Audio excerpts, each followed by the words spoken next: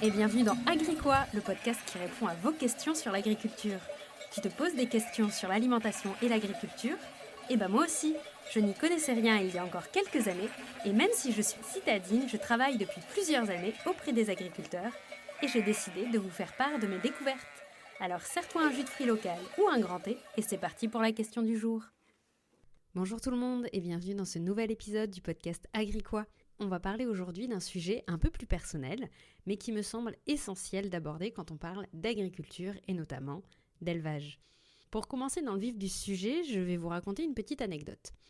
La première fois que j'ai dû écrire un article sur un élevage, je me suis rendue sur place chez cette éleveuse de brebis.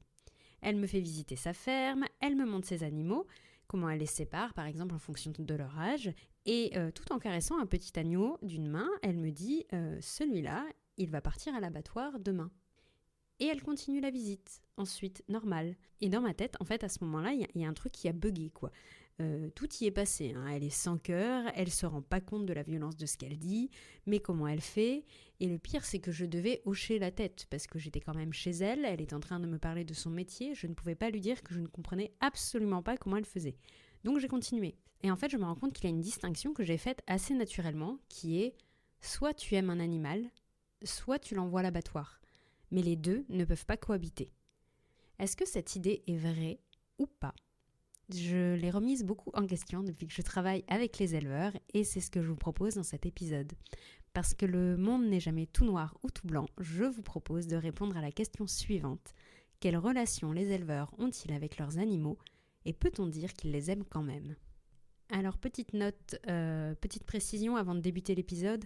La première, vous vous en doutez, c'est avant tout mon analyse et mon ressenti de ce que je vois de la relation entre éleveur et animal depuis 5 ans que je travaille comme journaliste agricole. Ça n'engage que moi et l'objectif n'est absolument pas d'en faire une généralité ou un espèce de plaidoyer en faveur des éleveurs. C'est avant tout un ressenti et une analyse que je vous propose aujourd'hui. La deuxième chose, je ne vais pas parler ici des pratiques d'élevage comme la castration à vif, le gavage. On fera vraiment un épisode dédié à la question du bien-être animal et des pistes d'amélioration qu'il peut y avoir. Ici, on va vraiment parler du lien entre éleveur et animal. Et dans cet épisode, on va vraiment parler de leur référentiel, de leurs valeurs. Alors, on va commencer cet épisode. La première idée que j'avais, c'était que les animaux étaient des numéros. Forcément, puisqu'ils en ont beaucoup et qu'en plus, ils doivent les envoyer à l'abattoir, j'avais l'idée que les animaux étaient des numéros, qu'ils ne voyaient pas vraiment la différence entre l'un et l'autre. En fait, ça, c'est faux. Comme chacun sait, les animaux d'une même race ont des comportements et des personnalités différentes. Et ça se retrouve en élevage. Un éleveur, il connaît le comportement de ses animaux. Et je parle ici des élevages de moutons et de vaches que j'ai pu voir. Par exemple, un éleveur, il sait exactement l'animal qui mange le plus, celui qui peut être le plus conflictuel avec les autres, le plus vieux, le plus jeune, le plus espiègle aussi, notamment pour les vaches. On a un peu cette image, moi j'avais l'image d'un animal posé qui dort 24 heures sur 24, mais non, en fait, sur les groupes Facebook d'éleveurs, ça me fait beaucoup rire. Elles ont un talent pour aller se coincer n'importe où. Et les éleveurs aiment bien montrer un peu leur quotidien et le fait qu'ils s'adaptent au comportement de leurs animaux. Et pareil pour les moutons, moi quand je vais dans une exploitation, je vois vraiment 300 bouts de laine blanche en marche, si vous voulez, alors que l'éleveur, lui, il reconnaît tout de suite la brebis qui est en tête, celle qui a tendance à traîner derrière, celle qui s'arrête toutes les 2 secondes pour manger, les brebis les plus fragiles au niveau des pieds et qui vont boiter plus facilement. Certains éleveurs vont même jusqu'à leur donner des noms à leurs animaux. On n'est pas non plus sur la vache Marguerite et pâquerette, faut pas pousser non plus, mais tout du moins, ils individualisent quand même assez bien leurs animaux.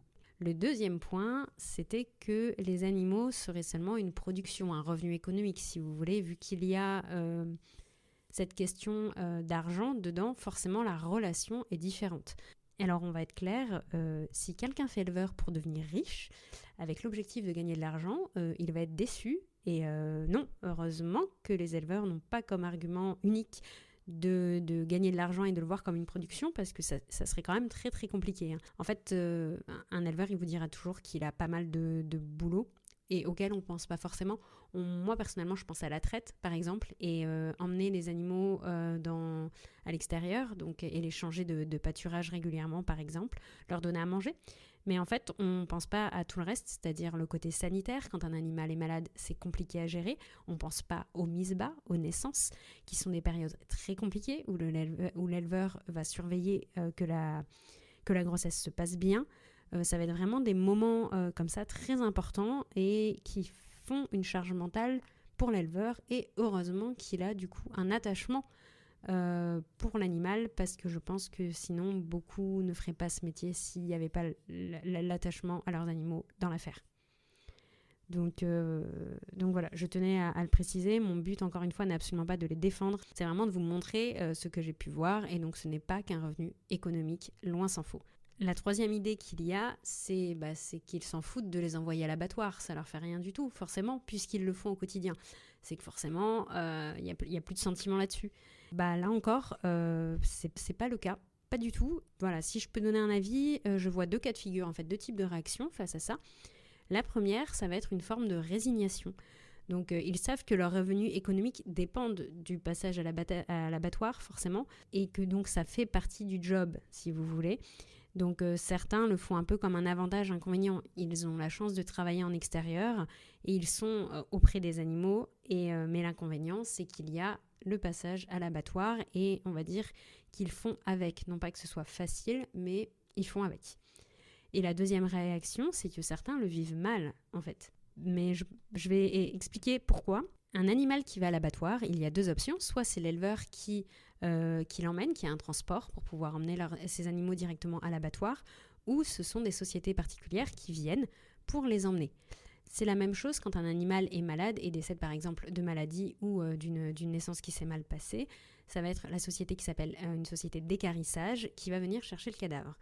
Donc concrètement, l'éleveur, tout ce qu'il voit, ce sont des camions défiler dans sa cour et emmener ses animaux. Et ça peut être quelque chose de très violent également pour lui, et d'autant plus de savoir que ces animaux vont être stressés et transportés sur de longues distances. Ça ne met pas forcément tous les éleveurs à l'aise non plus.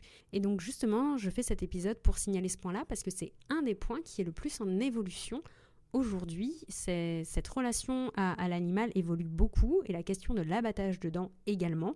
Et donc justement, aujourd'hui, il y a des pistes d'amélioration dont je vais vous parler. Donc aujourd'hui, en fait, la majorité des abattoirs sont privés et de grosse taille.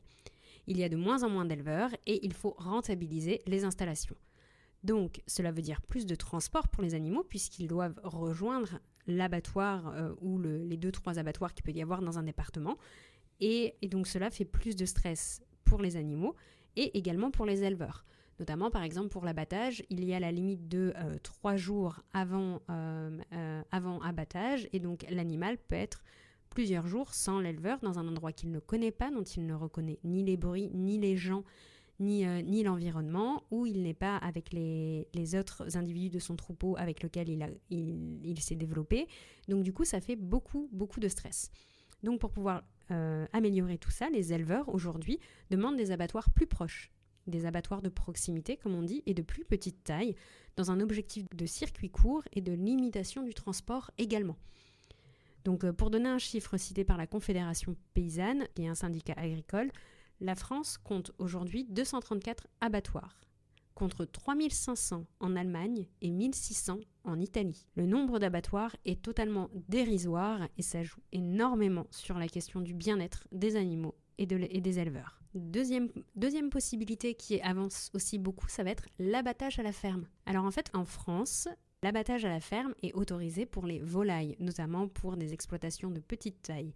Certains, j'en ai déjà visité un, ont un labo fixe, donc qu'ils ont fait installer sur l'exploitation et qui ressemble vraiment, on va dire, à un hôpital. C'est tout blanc, tout bien hygiénisé. Il y a de quoi étourdir l'animal, bien sûr, avant abattage, et c'est vraiment un abattoir sur place sur l'exploitation pour les volailles. Mais bien sûr, avec une exploitation avec 40 000 poulets, on n'est plus sur la même problématique. Vous voyez, ils vont aller à l'abattoir plus gros du département. Voilà, et donc justement, cet abattage à la ferme, donc il est possible en fixe. Cet abattage à la ferme, donc je l'ai vu, il est possible pour les volailles, mais il n'était pas encore possible pour les mammifères, pour des questions de taille d'installation qu'il faudrait sur une ferme, et également de questions sanitaires. Or, comme je l'explique, c'est une question qui pose beaucoup de questions chez les éleveurs aujourd'hui et on voit se développer l'abattage à la ferme. Notamment, la loi Egalim a lancé depuis 2019 une expérimentation sur 4 ans de l'abattage mobile. Donc, c'est-à-dire que il y aurait la possibilité de faire déplacer un caisson d'abattage de ferme en ferme pour pouvoir permettre aux éleveurs d'assister à l'abattage de leurs animaux. Donc c'est vraiment en phase d'expérimentation et c'est apprécié pour plusieurs choses. La première, l'animal n'aurait plus de transport. Il serait donc beaucoup moins stressé. Deuxième chose, il serait avec les animaux avec qui il a grandi. Il n'est plus complètement isolé pendant plusieurs jours. Troisième chose, certains éleveurs veulent pouvoir assister à ce moment-là et accompagner leurs animaux jusqu'au bout, jusqu'à la mise à mort. Donc voilà, il y a ces solutions qui sont en train de se développer et d'ailleurs les éleveurs peuvent devenir abatteurs et il y a des formations pour pouvoir avoir la compétence de le faire. Donc certains vont même jusqu'à faire le geste final parce que c'est quelque chose d'important pour eux. Le dernier point dont je voulais vous parler et qui est un peu en lien avec cette question de l'abattoir, ça va être la prise en compte de la mort tout court. Je sépare naturellement la mort des animaux avec les animaux que je vois au quotidien, que ce soit chez moi ou à l'extérieur. Cette distinction, je peux me la permettre parce que j'ai la chance de ne plus voir cette partie-là quand je fais mes courses au supermarché. C'est une question qu'on a reléguée dans l'agriculture, dans un coin que l'on ne voit pas, que l'on ne voit plus quand on a besoin de manger. Et il faut se rendre compte que c'est une chance, peut-être, pour nous, qu'on ne le voit plus, parce qu'on a cherché à nous préserver de ça. Mais la première chose qu'un éleveur vous dira, c'est que la mort fait partie de la vie. C'est toujours une question à prendre en compte quand on travaille sur du vivant, en fait. Et pour vous donner un exemple, je regardais une vidéo d'L214 avec une amie éleveuse et moi j'étais mal à l'aise face à la vidéo parce que c'est toujours des vidéos assez violentes et elle me répond si tu as une épidémie qui débute dans ton élevage, ça peut vite ressembler à ça en fait. C'est pas forcément de la maltraitance par rapport à l'éleveur, c'est simplement qu'il y a des maladies qui peuvent se répandre très vite et elle me dit, je cite, le problème c'est pas d'avoir un mort-né, c'est combien tu en as dans l'année et pourquoi. Et ça m'a vraiment marqué parce que ça montre vraiment l'acceptation du risque de travailler sur du vivant et le fait qu'ils peuvent être attachés à leurs animaux, mais qu'ils savent aussi les implications que ça a sur leurs horaires, sur leur façon de travailler. Et donc, pour conclure cet épisode, les éleveurs aiment leurs animaux parce qu'il faut qu'ils puissent se lever, s'en occuper, assister aux mises bas, les nourrir, les soigner et les accompagner s'ils le peuvent jusqu'à l'abattage. C'est peut-être pas comme on le voudrait nous dans le sens le reste de la société, pas selon notre système de valeurs ou notre référentiel. Et justement, j'en parle pour qu'on arrive à trouver un équilibre, pour qu'on arrive à dépasser le débat de mange de la viande ou n'en mange pas. Et c'est aussi pour militer pour les abattoirs de proximité, pour des élevages à taille humaine. Je pense que c'est important de se demander pourquoi cela nous choque ou non, qu'est-ce qu'on est prêt à accepter ou pas pour avancer ensemble et améliorer les conditions d'élevage selon les critères que l'on souhaite. J'espère avoir instillé quelques pistes de réflexion dans cet épisode. Personnellement, ça me fait face à mes paradoxes de manger de la viande et de ce que je suis prête à accepter ou non. Voilà, j'espère que cet épisode vous a plu. N'hésitez pas à vous abonner à cet épisode ou sur les réseaux sociaux, que ce soit sur YouTube ou sur Instagram. Et on se retrouve la semaine prochaine dans un prochain épisode.